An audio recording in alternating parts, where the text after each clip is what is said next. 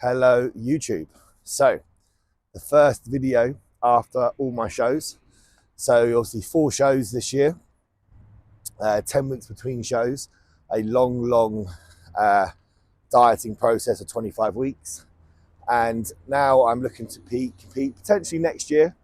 I'm going to show you how I improve and what I do to make them improvements to become better next year, and to see what I can bring to stage. So improvement season now underway. It's about 2.5 weeks since the show. Keeping my routine up, my morning walks. It is absolutely freezing in the UK. Get me abroad somewhere hot, but routine stays the same. Morning walk, get back, good work block done. Meal 1, work block, meal 2, and I'm going to train. So today I'm going to go train push. So I'll be showing you my push session on how I am making my improvements in the areas I want to obviously add that size on to grow, but we're going to look to grow while staying in good shape and not get out of shape. So staying lean whilst growing, I'm going to show you exactly what I'm doing. So stay tuned, subscribe, like, comment, all that good stuff. And I'll be bringing a lot more videos to YouTube, showing you exactly how I'm making improvements to grow without getting out of shape. And looking forward to document it. So like I said, this is going to be a really good phase for me now. I know I need to do conditioning is not an issue. I need to grow and add that size, and I know what I need to do. So I'm going to take you all along the journey, show you all my off-season food, all the ins and outs, all the little tricks and little secrets. So subscribe, follow along, and today push session, and I will show you how I'm looking 2.5 weeks post show, around about 8 pounds up, which is ideal. And I'll show you how that's all looking. So just pulled up to the gym, about to get my push session in. Training just after 1 meal today. Normally I get 2 meals and then train, but I've got a bit of a busy evening, new starter set up, things like that. So going to train a little bit earlier today. What time is it actually? It's about 5 to 2, so it's not too early, but I've been fasting until about kind of 12, half 12 at the moment. Appetite post show, as people, if anyone's done a diet, like a real dieting phase, where they've got really lean, it is so much harder when you start increasing your food. It's like you've suppressed that hunger hormone for a long time, and all of a sudden, you start giving your body some food and it goes, oh, here we go, I'd like more of that, please. You've suppressed me for a long time with that food, I like more. So then your hunger hormones just start going like crazy. And it's been a tough couple of weeks with food. So just that's why I kind of get up, do my morning walk, hydrate first thing first, obviously all my vitamins, morning walk, get back, get into some work block, make myself a coffee, back into work. And before I know it, it's already kind of like lunchtime. So then I kind of haven't eaten anything. So then it gives me more food for kind of like the evening time. So that way I'm going to bed feeling quite full up. Otherwise, honestly, I wouldn't be able to sleep. I'd be terrible. So yeah, that's obviously what I'm doing. Basically a couple more weeks or months, or a month or so, it should ease off and it should be back into normal swing of things with my food routine. But at the moment, just kind of making sure I'm nice and full. So gonna get a push session today, gonna walk you through it, gonna show you kind of what I've been doing, also probably give you some post-workout visuals as well, and then I think in a future video I'll show you kind of what I'm currently eating for my improvement phase. So I'll do a different video on that. But yeah, push session, Ultraflex Derby about to go down, and I will go through some tips and tricks of certain exercises as well, which have really made a huge difference to my training and to really help level up my physique. Some things I've implemented even within the last couple of months, and I've seen a huge benefit from that. So I'll make sure to run through all that as well. But yeah, let's get into this session. So just going to do a talk through of my push session, explaining some more details of, the exercises, the little tips and tricks to really maximize each movement. So here I am using a standing side lateral machine. I've actually got a cuff attached to the handle here, and then I'm holding a D handle in my hand. Reason why is your wrist is going to be nowhere near as strong as your shoulder. So normally what happens is the wrist breaks out first. This is then going to put a lot of stress onto your wrist as well. So even from a longevity point of view, we don't want to cause any wrist injuries. So holding that, pushing that into the cuff, holding the D handle to brace my hand into creates a little bit more stability as well. And this is a fantastic side delt movement, which I definitely think is going to really help bring up my side delts, which is an area that I really want to work on as well. So this is my first exercise. Start with it whilst fresh, so that way I can put as much energy and power into it to really maximize that movement.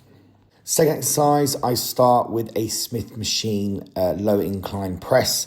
I'm probably going to switch this around a little bit. I'm probably going to start with a pec fly just to really help warm up my chest and shoulders a little bit more, especially around the chest. I think definitely on this movement, I did feel a little bit of a niggle in my shoulder. I've got a little bit of a slight injury still on that right shoulder. It's not 100%, but it's pretty much 90% there. But I definitely think I'm going to start with a pec fly first, just to really warm it up before moving on to this, especially at the moment with it being super cold weather. Your joints and your muscles need a little bit more warming up. So Smith machine press, really good, powerful compound movement, nice and smooth, making sure, you keep it nice and locked in.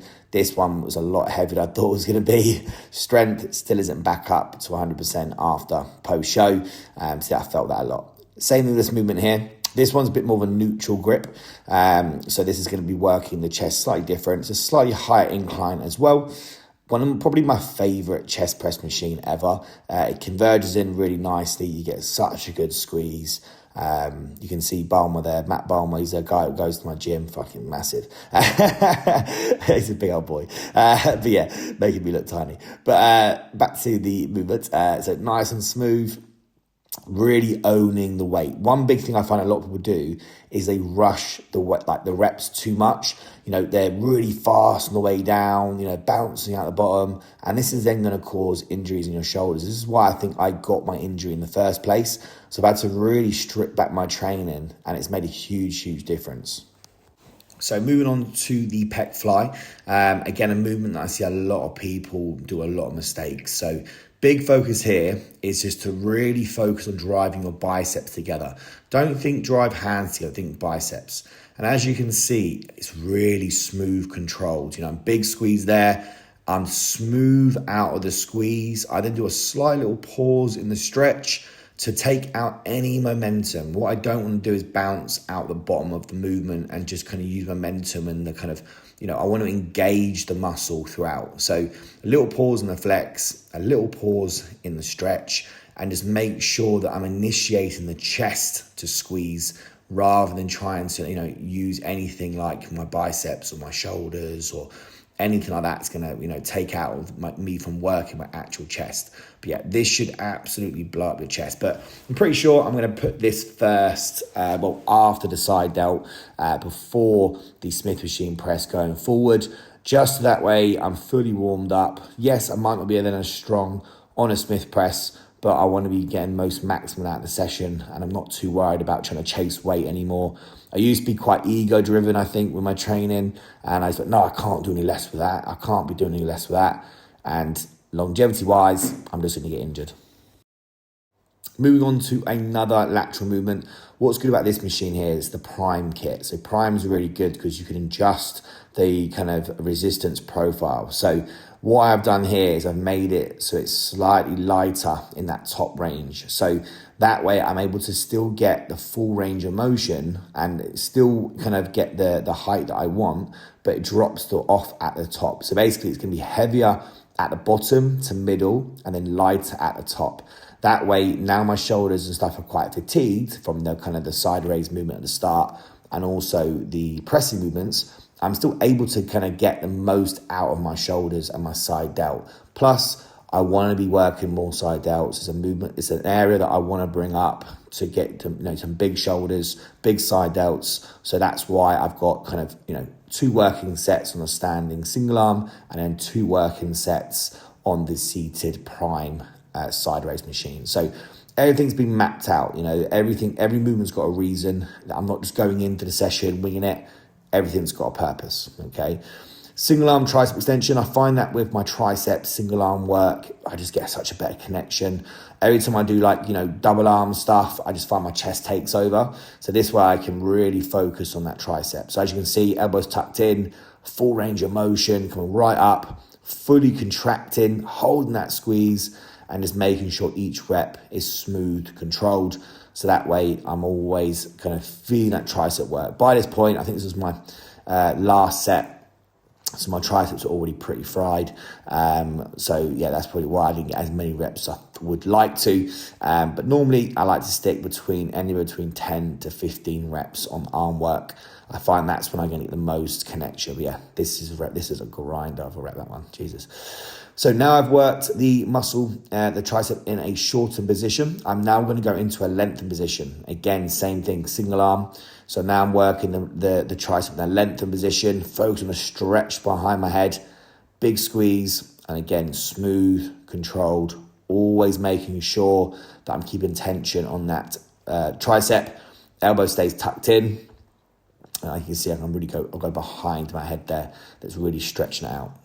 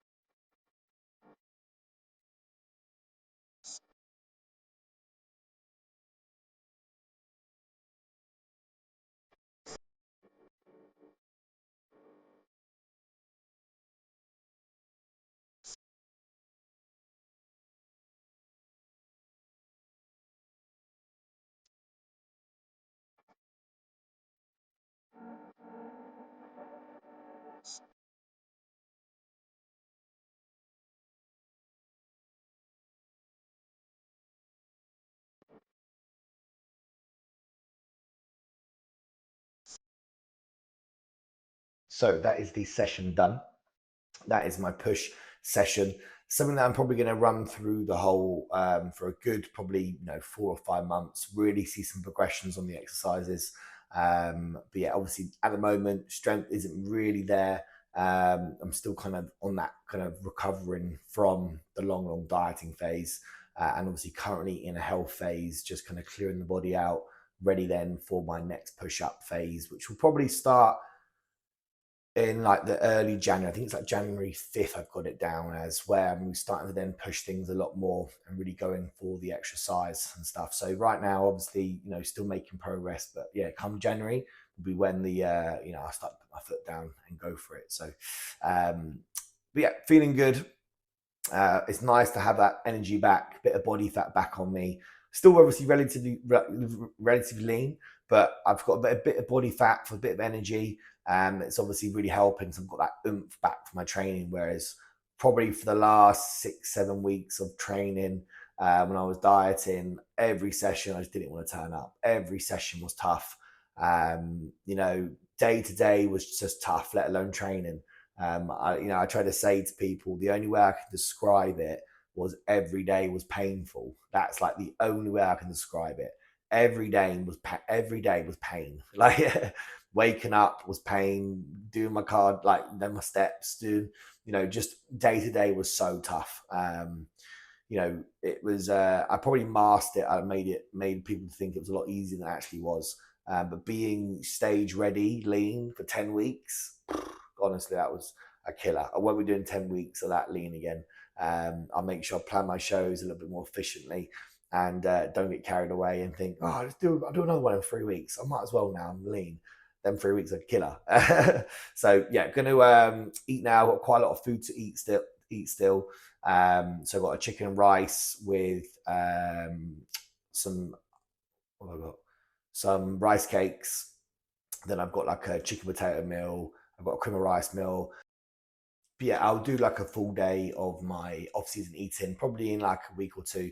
But yeah, plenty more videos on its way. So yeah, follow the journey of my improvement season, where next year we're going to come for some more placings and some we're gonna go for it next year. This is gonna be a big year, so that's why I want to document it all. But yeah, excited. Stay tuned. Lots of videos to come and lots of tips and tricks on how to also level up your training and physique.